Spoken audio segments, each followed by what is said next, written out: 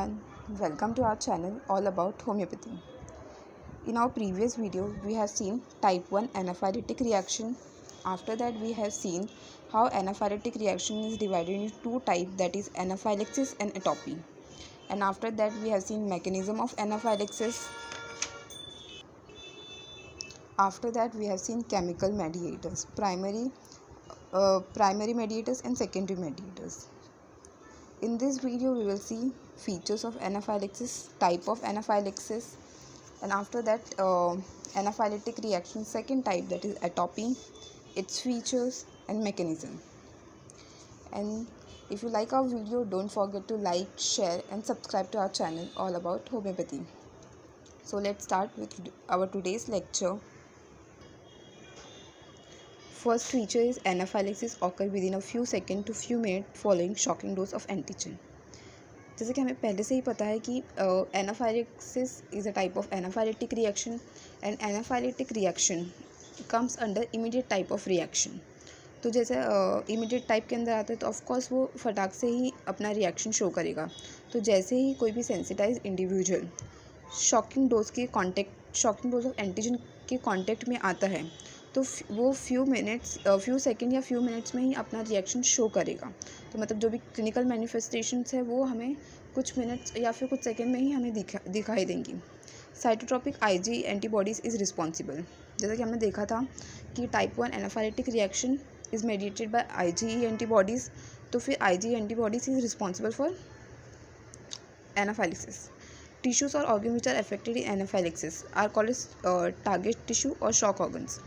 जैसे कि हमने देखा था कि जब एंटीजन एंटीबॉडी कॉम्प्लेक्स बनेगा तो मास्ट सेल के अंदर से केमिकल मेडिएटर्स रिलीज़ होंगे जिसकी वजह से क्लिनिकल मैनिफेस्टेशंस होंगे. तो वो अगर हमारे टिश्यू पे एक्ट करेंगे तो we will call it as target tissue, या फिर हमारे ऑर्गन्स पे एक्ट कर रहे हैं तो हम लोग शॉक ऑर्गन्स बोलेंगे उसको. Lung is the principal shock organs in human being. Mostly हमारे लंग्स अफेक्ट होते हैं तो लंग्स को प्रिंसिपल शॉक ऑर्गन बोला गया है. Bronchospasm, laryngeal oedema, respiratory distress, shock and death में ऑकर.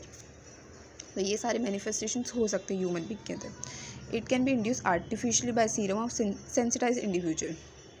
अगर कोई सेंसिटाइज इंडिविजुअल है जो मतलब हाइपर सेंसिटिव रिएक्शन शो करता है, अगर हम लोग उसका सीरम लेके किसी हेल्दी ह्यूमन बीइंग के अंदर, मतलब जो हाइपर सेंसिटिव रिएक्शन नहीं शो करता है, तो अगर हम लोग उस सेंसिटाइज इंडिविजुअल का सीरम किसी हेल्दी ह्यूमन बीइंग में डाल रहे हैं तो that individual will also show hyper sensitivity reaction.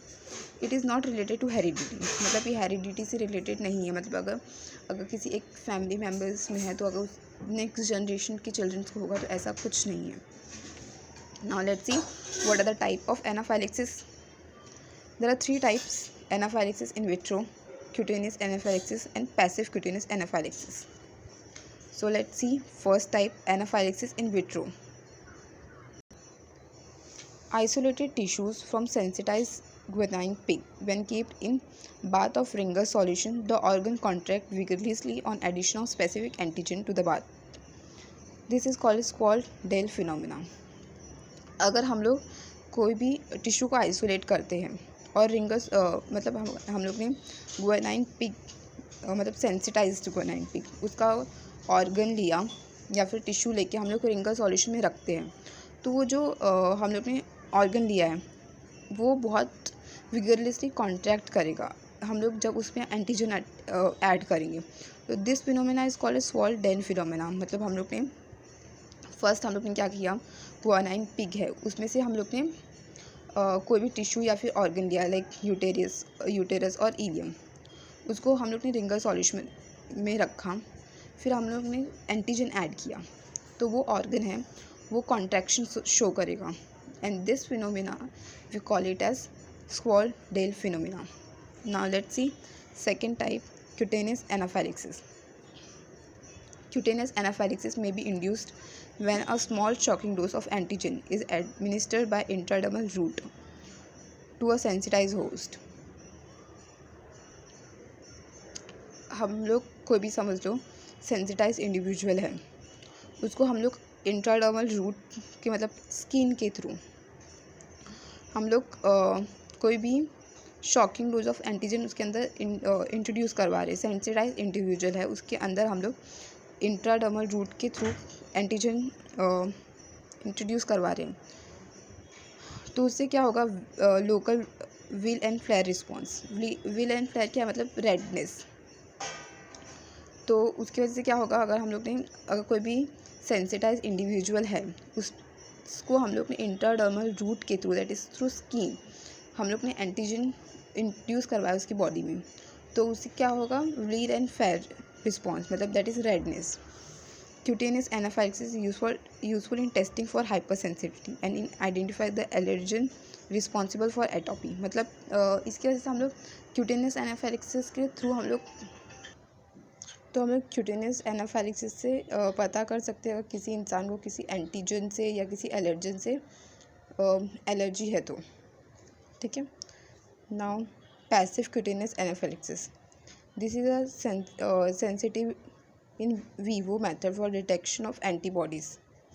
ये विट्रो में था and this is in vivo. A small volume of the antibody is inoculated intradermally into the normal animal. If the antigen along with a dye even blue is injected intravenously 4 to 24 hours afterward, there will be an immediate bluing at the site of intradermal injection due to vasodilation and increased capillary permeability। तो अगर हम लोग किसी in passive cutaneous एनाफिलाक्सिस में क्या होता है, अगर कोई भी एक नॉर्मल एनिमल है उसके अंदर हम लोग इंट्राडर्मली एक एंटीजन और मतलब एंटीजन उसके साथ इवेंट्स टाइप ब्लू इंजेक्ट करेंगे 4 to 24 आवर्स के विद इन, वो that animal will show reaction. मतलब जहाँ पे भी हम लोग ने इंट्राडर्मली इंजेक्ट किया था तो वहाँ पे ब्लूइश स्किन हो जाएगी due to vasodilation and increase capillary permeability. Passive cutaneous anaphylaxis can be use to detect human Ig antibody which is heterotopic. मतलब थ्रू पैसिव क्यूटेनियस एनाफिलाक्सिस हम लोग आईजीजी एंटीबॉडीज़ को डिटेक्ट कर सकते हैं। Now let's see atopy. The term atopy meaning out of a place or strangeness. मतलब atopy हम लोग ने सुना होगा ना, किसी ऑर्गन की एटोपी, मतलब वहाँ से उसके प्लेस से निकाल देना। The term atopy was introduced by Coca in 1923। तो एटोपी टर्म किसने इंट्रोड्यूस किया था, कोका ने, इन 1923। एटोपी एनाफाइलेक्सिस का ही सेकेंड टाइप है। पहला था एनाफाइलेटिक का। दो एनाफाइलेटिक रिएक्शन के 2 टाइप्स है, एनाफाइलेक्सिस एंड एटोपी। तो वी आर स्टडिंग एटोपी, ठीक है। To refer familial hyper sensitivity which occurs spontaneously in the man. मतलब हम लोग ने देखा था जैसे कि एनाफाइलेक्सिस हेरिडिटी नहीं है, बट ये फैमिलियल है। मतलब अगर फैमिली में किसी पेरेंट को है तो उसके चाइल्ड को भी होने के चांसेस रहते हैं। It is a typified by hay fever and asthma. मतलब एग्जांपल से ले लो हे फीवर, अस्थमा के। The antigen commonly involve in atopy are pollen grain, house dust and foods. मतलब आप देखोगे किसी को कोई डस्टिंग करता रहता है तो किसी को बहुत छींक आती है, तो those people are hyper sensitive to dust particles. तो हर किसी को बहुत सारी छींक आएगी क्या डस्टिंग करते वक्त, बट नहीं, बट किसी को आती है। तो those people are hyper reactive.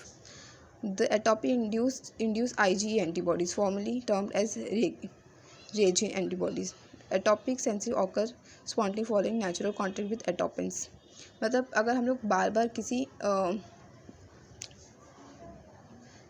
Pollen, house dust या फिर कोई फूड है जिससे हमें एलर्जी, उसके बार बार हम उसी चीज़ के कांटेक्ट में आ रहे हैं तो हम उससे हाइपर सेंसिटिव हो जाते हैं। मतलब फिर हम लोग को नेक्स्ट टाइम अगर हम लोग उससे छोटे क्वांटिटी के डोज में भी आते हैं तो हम लोग ज़्यादा रिएक्शन शो करते हैं। तो एटोपी मतलब क्या है, हाइपर सेंसिटिव रिएक्शन है एक टाइप का, हे फीवर, अस्थमा। और कॉमनली इन्वॉल्व एटोपिन्स क्या है, एंटीजेंस क्या है, pollen grain, house dust, food. ठीक है, अब हम लोग देखते हैं what are the features of atopy. First, atopy runs in families, मतलब ये हेरिडिटी है। Reaction occur at the site of entry at the antigen inhalation of pollen effects lung. जैसे कि अभी हम लोग ने किसी पॉलन को इनहेल किया तो उसका इफेक्ट हमारे लंग्स पे दिखेगा। Injection of milk, fish, egg, drug etcetera, उससे हम लोग को गैस्ट्रो इंटेस्टाइनल डिसऑर्डर और cutaneous eruptions.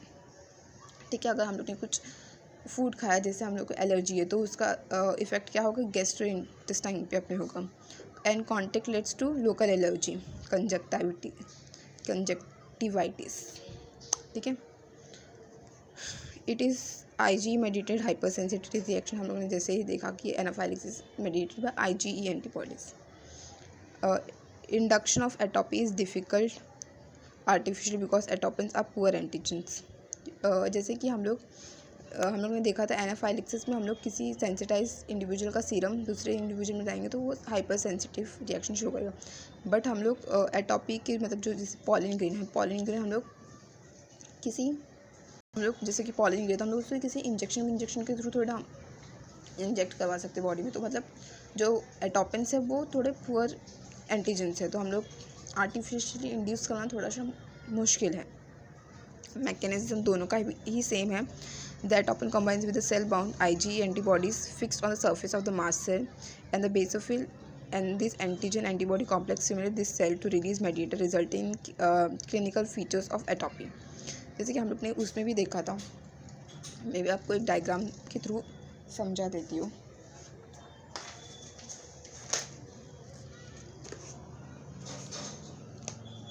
Suppose this is our mast cell. ठीक है, उसके अंदर सपोज ये कुछ सब्सटेंस है। ठीक है,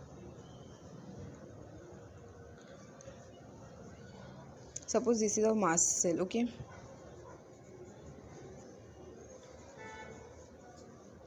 यहाँ पे भी कोई एंटीबॉडीज है।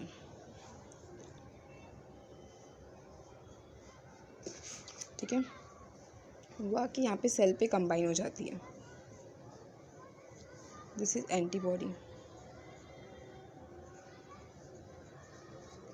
We will erase this little bit.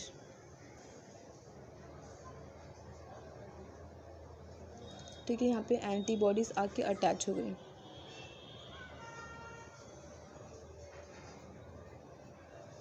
ठीक है, एंटीबॉडीज आके अटैच हो गई। फिर ये कोई एलर्जन है सपोज। ठीक है, तो ये जो एलर्जन है ना, you can call is atopy, antigen, whatever you like. तो ये ऐसे है ना, मैं बार बार मिस्टेक कर रही हूँ बट इट्स ऑल राइट। ये आके एलर्जन इसके साथ एंटीबॉडी के साथ एलर्जन ने आके कॉम्प्लेक्स बनाया, एंटीजन एंटीबॉडी कॉम्प्लेक्स। तो क्या होगा, मास्ट सेल के अंदर से जो केमिकल्स है ना, केमिकल मेडिएटर्स हम लोग ने पढ़ा था, primary chemical mediators, secondary chemical mediators, तो ये रिलीज़ होंगे। अभी एक बार आप अच्छे से देख लो, जैसे कि